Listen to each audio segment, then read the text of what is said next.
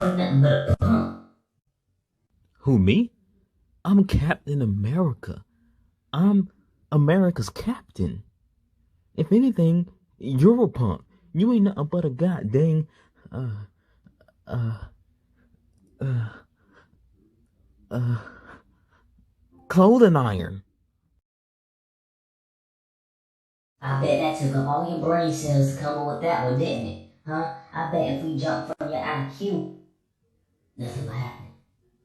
Nothing. Just gonna step off just like a step. That's all it is. Oh, I get it. And you can't fight. You need a suit. Punk. Stupid ass iron suit. This suit, I built it myself. What you build? Nothing. Cause you're a punk. Okay? You a punk over here wearing weird like types. I guess that's spandex. You started off with spandex though. I don't know. You probably maybe wear like jeans or some other type of material, but I don't know what's in your closet. But I know you started off with spandex, you weirdo. Okay, who cares? Stop talking. Just fight me then. Come on then. One on one. Me and you. Right now. Little punk. Come on.